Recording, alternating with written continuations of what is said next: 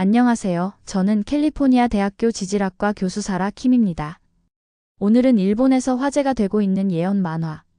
내가 본 미래와 관련해서 과연 일본에 정말 대재앙이 올 수 있는지에 대해 지질학적 관점에서 분석해 보겠어요. 많은 분들이 궁금해하시는 난카이 대지진과 후지산 폭발 가능성에 대해서도 상세히 설명드릴게요. 이야기를 듣기 전에 1초면 누를 수 있는 좋아요와 구독 꼭 부탁드립니다. 사랑합니다.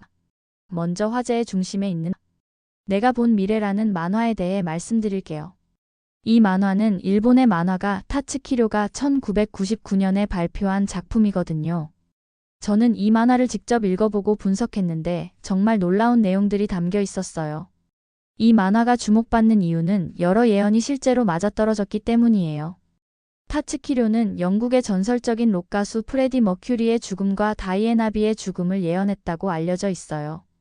하지만 여기서 중요한 점은 이 만화가 1999년에 나왔는데 프레디 머큐리는 1991년에, 다이애나비는 1997년에 이미 사망했다는 거죠.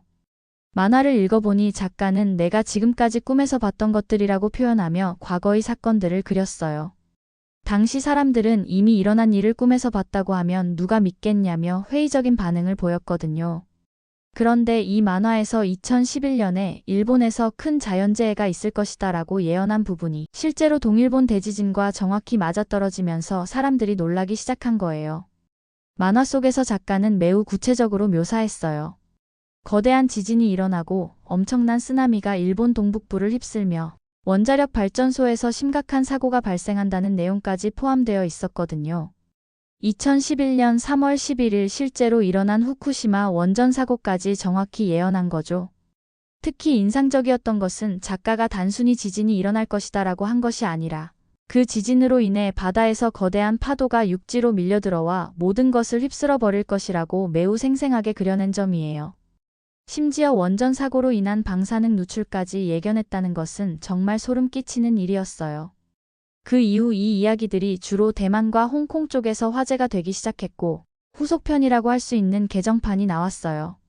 99년 원작에서 그동안 꿈을 더 꿨는데 추가적으로 본 것이 있다며 새로운 내용을 덧붙인 거죠. 이 개정판에서 가장 충격적인 예언이 바로 2025년 7월에 일본에서 아주 큰 쓰나미가 발생해서 많은 사람들이 죽을 것이다라는 내용이에요.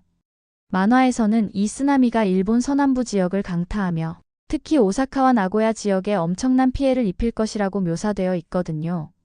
더욱 놀라운 것은 이 쓰나미와 함께 후지산이 폭발한다는 내용도 포함되어 있다는 점이에요.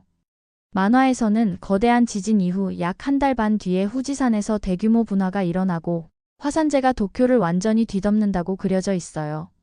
흥미로운 것은 작가가 단순히 재해만 예언한 것이 아니라 그 시기와 지역까지 구체적으로 명시했다는 점이에요. 2025년 7월 5일 오후 2시경이라는 매우 구체적인 시점까지 제시했거든요. 이는 2011년 동일본 대지진이 3월 11일 오후 2시 46분에 발생한 것과도 시간대가 비슷해요. 그리고 이 쓰나미가 어디서 발생할 수 있느냐에 대해서는 현재 일본 정부에서도 높은 확률로 발생할 수 있다고 경고하고 있는 난카이 해곡. 대지진과 연계된 쓰나미가 아닐까 하는 해석이 나오고 있어요. 실제로 일본 정부는 현재 향후 30년 이내에 난카이 대지진이 발생할 확률을 80%로 보고 있고 특히 2020년대 중반을 위험 시기로 보고 있거든요. 물론 이것이 과학적 근거를 바탕으로 한 것은 아니에요. 타츠키료 작가가 과학자도 아니고 지질학적 전문 지식이 있는 것도 아니거든요. 단순히 꿈에서 본 내용을 만화로 그린 것일 뿐이에요. 하지만 2011년 동일본 대지진 예언이 정확히 맞아떨어진 사실 때문에 많은 사람들이 주목하고 있는 상황이에요. 더욱 흥미로운 것은 작가가 이런 예언들을 할 때마다 매우 고통스러워한다고 알려져 있다는 점이에요. 악몽 같은 꿈을 꾸고 나서 며칠 동안 괴로워하며 이런 일이 실제로 일어나지 않기를 간절히 바란다고 해요. 이것이 단순한 관심 끌기용 예언이 아님을 보여주는 부분이기도 하죠. 현재 일본에서는 이 예언에 대해 반신반의하는 분위기예요. 일부는 미신이라고 일축하지만 2011년의 정확한 예언 때문에 완전히 무시하기도 어려운 상황이거든요. 특히 일본 정부가 실제로 난카이 대지진에 대해 매우 구체적이고 심각한 경고를 하고 있어서 타츠키료의 예언과 과학적 예측이 묘하게 일치하는 부분들이 있어 더욱 주목받고 있어요. 일본이 지진의 나라라고 불리는 것은 결코 우연이 아니에요. 지질학적으로 보면 일본은 지구상에서 가장 복잡하고 위험한 판 경계 지역에 위치해 있거든요. 이것은 우리나라와는 완전히 다른 지질학적 환경이에요. 우리나라 한반도는 하나의 거대한 유라시아 판 안에 전체가 안정적으로 자리 잡고 있어요. 한반도 주변에는 일본처럼 활발한 판 경계라고 할 만한 부분이 딱히 없거든요. 그래서 상대적으로 지진이 적은 편이에요.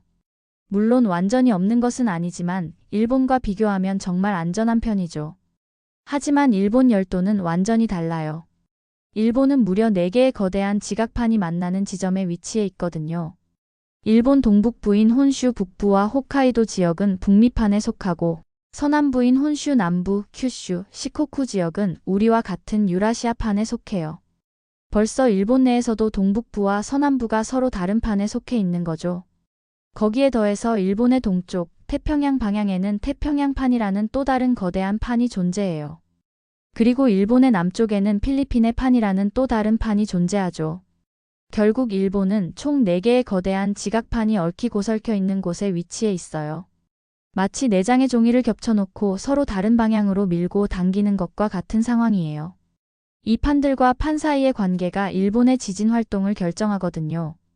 보통 지각판은 갈라져서 쪼개지거나 해서 그 사이에 바다가 만들어지기도 하지만 지구는 둥글기 때문에 어떤 곳에서 찢어지면 어떤 곳에서는 반드시 충돌이 일어나야 해요. 대륙판과 대륙판이 충돌하는 곳, 예를 들어 인도판과 유라시아판이 충돌하는 곳에서는 히말라야라는 거대한 산맥이 만들어져요. 얼마 전 미얀마에서 큰 지진이 났던 것도 이러한 판 충돌의 여파라고 볼 수 있거든요. 하지만 일본처럼 해양판과 대륙판이 충돌하는 곳에서는 다른 일이 일어나요. 해양판은 대륙판보다 밀도가 높고 무겁기 때문에 충돌해서 거대한 산맥을 만드는 것이 아니라 대륙판 아래로 가라앉아 버려요. 이런 현상을 섭입이라고 하죠. 일본 동쪽 해안을 따라서는 태평양판이 일본 쪽으로 섭입하고 있고 일본 남쪽에는 필리핀의 판이 일본 쪽으로 또 섭입하고 있어요. 그리고 또 태평양판은 필리핀의 판 아래로도 섭입하고 있거든요. 서로 이렇게 복잡하게 얽혀 있는 거죠. 2011년에 동일본 대지진이 일어났던 곳이 바로 태평양판이 일본으로 섭입하고 있는 그 경계에서 지진이 났었어요. 규모 9.0이라는 엄청난 크기의 지진이었죠.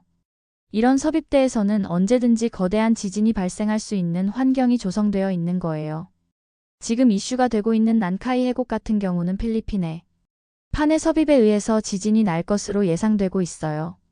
여기서 중요한 것은 태평양판이든 필리핀의 판이든 이 거대한 지구 표면의 판운동에 의해서 계속적으로 움직이고 있기 때문에 일정한 비율로 계속해서 섭입한다는 점이에요. 현재 이슈가 되고 있는 난카이 해곡 같은 경우에는 필리핀의 판이 매년 4에서 5cm 정도 일본 아래로 섭입한다고 알려져 있어요. 아주 규칙적으로 4에서 5cm 정도씩 매년 사라지는 거죠. 이것을 10년으로 계산하면 40에서 50cm가 섭입하는 것이고 난카이 해곡이 엄청나게 길잖아요. 거기 전체에서 다 그런 일이 일어난다는 거예요.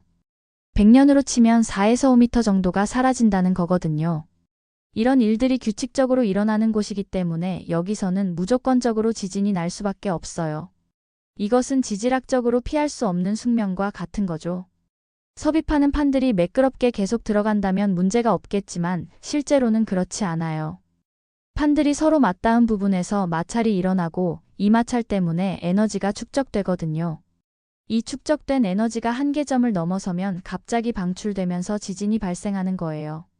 마치 고무줄을 계속 당기다가 어느 순간 끊어지는 것과 같은 원리라고 보시면 돼요. 판들이 서로 걸려 있다가 갑자기 미끄러지면서 엄청난 에너지를 방출하는 거죠. 이때 발생하는 지진의 크기는 축적된 에너지의 양과 미끄러지는 면적에 따라 결정되는데 난카이 해곡처럼 넓은 지역에서는 정말 거대한 지진이 발생할 수 있는 거예요. 일본에서 난카이 대지진이 언제 올지 예측하는 것은 단순한 추측이 아니에요. 실제로 700년이 넘는 역사적 기록이 존재하기 때문이거든요. 이 기록들을 분석해보면 정말 놀라운 패턴이 발견돼요. 서기 700년경부터 기록이 되어 있지만 10세기 이전의 기록들은 다소 불분명한 부분들이 많아요. 하지만 서기 1300년 정도부터의 기록들은 굉장히 정교하고 상세해요. 사망자 숫자, 피해 형태, 지진 규모 등이 매우 자세히 기록되어 있어서 일본 학자들도 이 시기부터의 기록들을 신뢰하고 있거든요. 첫 번째로 신뢰할 만한 기록은 1361년 7월 26일이에요. 그때는 쇼헤이 연간이었는데 시텐노지라는 유명한 절이 붕괴되어 5명이 압사했다는 기록이 남아 있어요. 또한 쓰나미가 발생했다는 기록과 1700가구가 유실되고 60명이 사망했다는 구체적인 피해 상황도 기록되어 있거든요. 이런 규모의 피해는 큰 지진이나 그에 수반된 쓰나미가 아니고서는 발생할 수 없는 것들이에요. 당시 발생했던 사건들과 쓰나미의 규모를 종합해서 분석해보면 이때 지진이 규모 8.1에서 8.5 정도였다고 추정돼요. 그 다음 지진이 역사 기록에 남아있는 것은 1498년이에요. 약 140년 후죠. 9월 11일에 발생했고 그때는 메이오 시대였어요. 지진 규모는 약 8.2에서 8.4 정도로 추정되고 있어요. 이때부터는 문헌 자료가 매우 풍부해져요. 기이라는 지역과 보소라는 지역 사이에서 해저에서 아주 큰 흔들림이 있었다는 목격담들이 있고 구마노 신전이 붕괴되었다는 기록도 있거든요. 또한 토지 액상화 현상도 기록되어 있는데 이는 모래로 된 지형에서 강한 진동이 일어나면 모래알들 사이에 공극이 벌어지면서 모래가 지표로 분출하는 현상이에요. 이런 현상들은 큰 지진이 났을 때 나타나는 대표적인 특징들이죠. 그리고 1707년에 발생한 지진이 특히 유명해요. 호에이 대지진이라고 불리는데 이 지진은 지진 자체의 피해나 쓰나미 피해뿐만 아니라 다른 이유로도 매우 유명하거든요. 이 지진이 발생하고 나서 정확히 48일 후에 후지산이 대폭발한 거예요. 후지산이 그때 당시 폭발 규모로 VEI 5 정도의 분화를 했어요. 이는 굉장히 큰 분화예요. 지금 지구상에서 과거 100년 이내에 있었던 분화 중에 VEI 5가 넘어가는 분화는 매우 드물거든요. 예를 들어 2022년에 남태평양 통가의 훈가, 하파이에서 굉장히 큰 화산 분화가 있었는데 그것이 VEI 5였어요. 마치 거대한 핵폭탄이 터진 것처럼 그렇게 분화가 있었거든요. 1707년 호에이 지진이 일어나고 나서 48일 만에 일어난 후지산 분화는 후지산을 중심으로 동쪽 지역들, 그러니까 도쿄를 포함해서 그 지역들을 완전히 덮어버렸어요. 완전 초토화가 되었고 지진에다가 화산 재해까지 겹치면서 굉장히 큰 재해가 있었죠. 일본인들은 기본적으로 1707년 호에이 대지진 당시에 난카이 트러프에서 있었던 이 지진 당시에 후지산이 분화했다는 것이 상식으로 알려져 있어요. 그래서 일본의 재해 영화들을 보면 큰 지진이 날 때 항상 후지산이 폭발하는 것으로 묘사되거든요. 이것이 단순한 상상이 아니라 실제 역사적 경험에 바탕을 둔 거라는 거죠. 그 이후 약 100여 년 후인 1854년의 안세이 시대에 또 큰 지진이 있었어요. 호에이 지진이 있고 안세이 지진까지는 147년이 걸렸거든요. 안세이 지진이 있고 그 다음에는 쇼와 시대, 일본 패망 직후인 1946년 12월 21일에 쇼와 도난카이 지진이라고 하는 것이 발생했어요. 규모 8.0 정도로 알려져 있거든요. 안세이 지진에서 쇼와 지진까지는 92년이 걸렸어요. 이것을 정리해보면 매우 흥미로운 패턴이 보여요. 첫 번째 간격이 140년, 그 다음이 147년, 그 다음이 92년이에요. 그리고 현재는 쇼와 도난카이 지진으로부터 약 80년이 흘렀거든요. 지진 주기가 1300년대부터 대략 100년에서 200년 사이에서 발생하고 있는 상황이에요. 그래서 여기에서 지진이 100년 정도 지나면 큰 지진이 발생할 확률이 아주 높아진다고 보고 있는 거죠. 더욱 흥미로운 것은 이런 주기가 단순히 우연이 아니라는 점이에요. 앞서 설명했듯이 필리핀의 판이 매년 일정한 속도로 섭입하고 있기 때문에 축적되는 에너지의 양도 어느 정도 예측 가능한 거거든요. 일정한 양의 에너지가 축적되면 지진이 발생하고 그 에너지가 방출된 후 다시 축적되기 시작해서 다음 지진까지의 시간이 결정되는 거예요. 물론 이것이 시계처럼 정확한 것은 아니에요. 지구 내부의 복잡한 상황들이 영향을 미치기 때문에 어느 정도의 변동은 있거든요. 하지만 전체적인 패턴은 상당히 규칙적이라는 것이 지질학자들의 분석이에요. 일본 정부가 발표한 난카이 대지진 관련 수치들은 정말 충격적이에요. 현재 일본 정부의 공식 입장에 따르면 향후 30년 이내에 발생할 확률을 80%, 10년 이내에 발생할 확률을 30%로 보고 있거든요. 이런 구체적인 수치가 나온 배경에는 시간 예측 모델이라는 것이 있어요. 이 모델의 근거가 되는 것은 일본 고치현의 무로토라는 한 항구의 기록이에요. 이 항구를 관리하는 쿠보노라는 가문이 대대로 그 항만을 관리해 왔는데 이 집안이 지진 발생 후 항구의 융기량을 꼼꼼히 기록해 온 거죠. 1707년 호에이 지진이 났을 때 이 항구에서 지진이 나고 나서 1.8m가 융기되었다고 기록되어 있어요. 그리고 147년이 흘러 1854년 안세이 지진이 일어났을 때는 1.2m가 융기되었고요. 안세이 지진이 있고 나서 약 92년 후인 1946년 쇼와 지진이 일어날 때는 1.15m의 융기가 있었어요. 일본의 과학자들이 이 기록을 분석하면서 발견한 것은 어떤 규칙성이 있다는 거예요. 호에이 대지진 때는 1.8m가 융기된 이후에 그 다음 지진까지 147년이 걸렸는데 그 다음 지진인 안세이 대지진 때는 융기량이 1.2m로 줄어들었고 융기량이 줄어든 만큼 그 다음 지진까지 걸리는 시간도 92년으로 줄어들었다는 거죠. 사실 이것이 과학적으로는 매우 논란이 있는 부분이에요. 통계적으로 가치를 가지려면 표본이 충분히 있어야 하는데 지금 이 데이터는 표본이 너무 작거든요.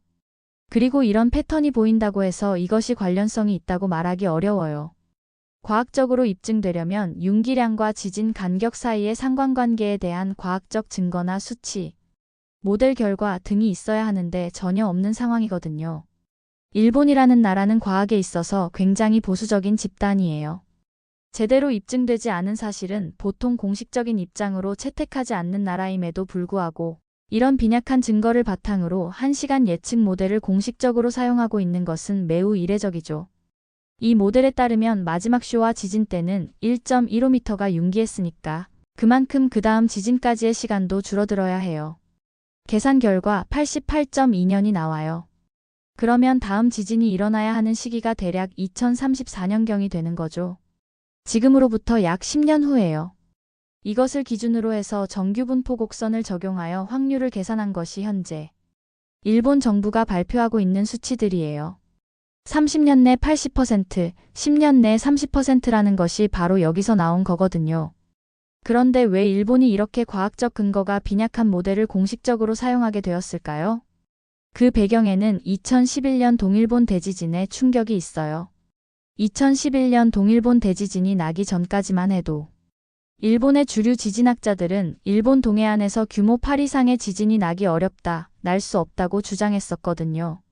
그런데 규모 9.0의 지진이 발생해버린 거죠. 그때부터 일본의 인식이 바뀐 것 같아요. 동일본 대지진이 발생하면서 후쿠시마 원전 사고까지 일어나고 이 사고 수습이 지금까지도 완료되지 않고 있는 상황이에요. 누가 이런 일에 대해 책임질 것이냐는 문제가 대두되면서 일본 정부도 괜찮다라고 해서는 안 되겠다는 입장으로 바뀐 것 같거든요. 그래서 지금 보면 일본이 과학적 근거가 빈약하더라도 국민들에게 근거를 댈 수만 있다면 무엇이든지 받아들이겠다는 태도를 보이고 있어요. 최대한 피해 가능성을 축소하거나 피해 규모를 축소하지 않겠다는 입장을 보이고 있는 거죠. 그래서 현재 일본 정부가 발표한 공식 입장을 보면 정말 충격적이에요. 난카이 대지진이 발생했을 시 사망자 및 실종자가 29만 명 이상, 그 중에 쓰나미로 21만 명 이상이 사망하고 건물 붕괴로 7만 명 이상이 사망할 것으로 예측하고 있거든요. 피난자와 이재민 숫자는 1230만 명에 달할 것으로 보고 있어요. 이는 우리나라 수도권 인구와 비슷한 규모예요. 건물 전개나 손실되는 건물 숫자만 해도 230만 동이 무너져 내릴 것으로 예상하고 있어요. 경제적 피해는 270조엔, 우리 돈으로 약 2000조 원 정도로 추산되고 있어요. 이런 일이 발생하면 일본은 사실상 국가 기능이 마비될 수밖에 없는 상황이에요. 사실 과거에는 일본도 이렇게 극단적인 예측을 하지 않았어요. 그런데 동일본 대지진을 겪고 나서 자연재해를 바라보는 스탠스가 완전히 바뀐 것 같아요. 최악의 시나리오를 가정하고 대비하겠다는 입장으로 전환한 거죠. 이런 예측치들을 보면서 흥미로운 점은 타츠키료의 예언과 묘하게 일치하는 부분들이 있다는 거예요. 타츠키료도 2025년 쓰나미로 인해 엄청난 인명피해가 발생할 것이라고 했거든요. 물론 우연의 일치일 수도 있지만 시기적으로 보면 일본 정부의 예측 시기와 크게 다르지 않아요. 마지막으로 많은 분들이 궁금해하시는 부분인 난카이 대지진이 실제로 발생했을 때 어떤 일이 벌어질지에 대해 말씀드릴게요. 2011년 동일본 대지진 당시를 보면 지진 자체로 인한 사망자 수는 그렇게 높지 않았어요. 사실 지진이 나면 흔들림 때문에 사람이 직접 다치거나 죽지는 않거든요. 주로 지진에 의해서 건물이 붕괴되어서 무너진 건물에 깔려서 사람이 죽는 경우가 대부분이에요.